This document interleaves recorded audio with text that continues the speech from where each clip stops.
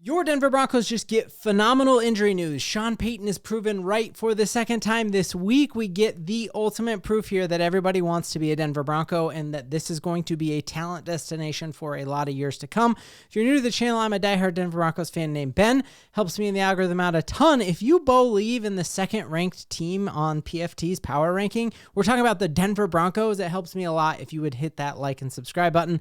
It is amazing to see this team back where it belongs at the top of the power rankings, and we know things are just going to climb as we have some games coming up here against the Raiders and the Commanders that I think are very winnable games. The Broncos are going to be in polling position to be the first-ranked team in all of the AFC, and I think they're going to be a Super Bowl favorite as the season just continues. Now, Broncos get amazing news here with the Alex Singleton situation. We know that right after that game against the Raiders on a Thursday night, he went and had his testicular cancer removed, and the pathology on that came back all clear, and he's been cleared to return to practice, and he's hoping to play again on Sunday night. That is just a massive boost for this team on defense, knowing that he is your green dot helmet guy. So Vance Joseph calls the defense into him. He relays it to the rest of the team, and they execute at an incredibly high level. So him coming back is huge. I think his presence in the locker room, outside of the locker room, he rallies guys to him. It was incredible to see him on that game against the Chiefs on the sideline taking notes like a studious nerd of the game, and now knowing that he's a leader of this defense and he'll be returning. We heard a bunch of his teammates come out and say, we want to beat the Chiefs for Alex Singleton. We heard Stranad say that. We heard Riley Moss say that. So I think that is absolutely phenomenal. Now, this next section of the video is all about how Sean Payton just continues to be right time and time again. And it's almost like getting sickening to hear that, but I guess we'll never get sick of it because it's amazing because he's our coach.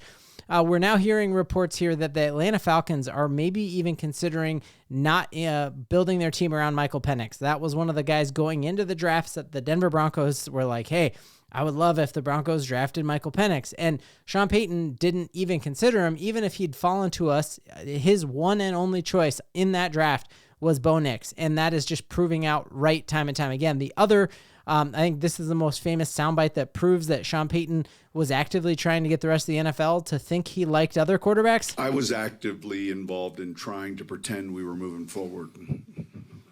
So we're all laughing with him now. At the time, we're like, do you actually mean that? And he absolutely does mean that. He even had leaked to Peyton Manning that the Broncos wanted J.J. McCarthy. Peyton Manning went on before the draft on ESPN and says, I'm hearing the Broncos like J.J. McCarthy. They never liked J.J. McCarthy. And as more and more of the story comes out, Jay Glazer confirmed that Sean Payton called him before the draft and said, I want to be at Bo Nix's house when pick 12 is there and knock on his door. And Jay Glazer is like, hey, man, don't seem that desperate. So he absolutely was right when it comes to Bo Nix. And when we just look, especially with the Atlanta Falcons, maybe not moving forward with their first-round pick at quarterback, who's injury-prone, and even when he's not injured, doesn't look that good. And then when we look at just how bad J.J. McCarthy is, it is crazy that even Paxton Lynch, who I thought was absolutely horrible as a Broncos quarterback, that J.J. McCarthy, Zach Sagers points this out perfectly. J.J. McCarthy is somehow twice as bad as even a Paxton Lynch. And so Sean Payton is going to be laughing this one all the way to the grave, knowing that he came out and told us before the draft, guys, that he was going to be better at this than anyone else, and he was glad that other teams in the NFL weren't good at this, and now we get to celebrate the riches of Sean Payton being better at evaluating talent than anyone else. I was watching some Monday Night Football last night, and I just could not believe the double standard here that Bo Nix is held to compared to any other quarterback in the league. That Brock Purdy's first half, I'm like, this guy is making 15 times what Bo Nix is making on a rookie salary, and people still think Brock Purdy is good. Last night he had 3 interceptions and 86 yards at half, and truly probably could have had 5 interceptions by halftime and just did not look good. We have the quarterback of our future, and you don't have to take my word for that. You can just take the eye test, take the fact that we've won 8 straight games, that we've won 11 straight at home with Bo Nix. And then what did Vance Joseph come out and say? And he had no reason to say this. This isn't his side of the ball. He probably isn't even going to be in Denver that long because he's going to have multiple head coaching opportunities this offseason. And he went on with a podcast with Big Alfred Williams, and here's what he said about Bo Nix. I think Bo Nix is the Broncos. I don't know why that's playing so slowly. Let's go back here. I think Bo Nix is... Feature John Elway.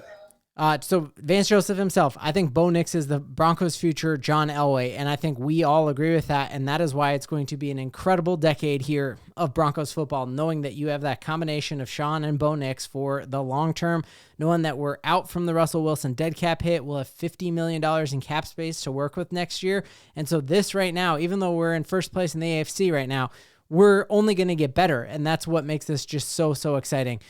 The other thing, Sean Payton came out and look at the timestamp on here. This is a Sire Bettinger article right after the Super Bowl. Sean Payton went on with Kay Adams, and she said, you need to get a wide receiver. And Sean Payton said, we actually feel really good about our wide receiver room. And then this offseason, Deebo Samuel said he wanted to come to Denver. Sean Payton said no. Cooper Kupp wanted to come to Denver. Sean Payton said no. We could have had Stephon Diggs. We didn't go after him. We could have had Brandon Ayuk in a trade. We didn't go after him. We could have had Jalen Waddle at the trade deadline. We didn't go after any of those guys because Sean Payton is so confident in his wide receiver room. And so we saw that Brandon Cooks was cut from the New Orleans Saints, and the Broncos did not make a move for him whatsoever. Brandon Cooks did indeed sign with the Buffalo Bills. So the Broncos are rolling with this young wide receiving core that they have.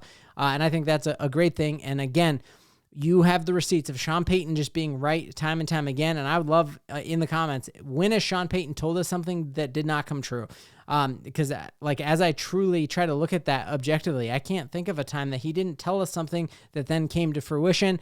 I just even think of the fact that the Broncos traded for Will Lutz. And I remember a lot of sports radio, DMAC, The Drive, a lot of places were like, look at Will Lutz's kicking percentage when he's not in a dome. He's not that good. Well, now this week we re-signed Will Lutz to a long-term deal. Meanwhile, the New Orleans Saints just cut their kicker and having multiple kickers come in and try out. So Sean Payton is batting about as close to 1,000 as you can as a head coach, and it's a phenomenal thing. And then lastly, guys, I'm just telling you the Broncos are the place to be because of what we just said about Bo Nix being the future of this team.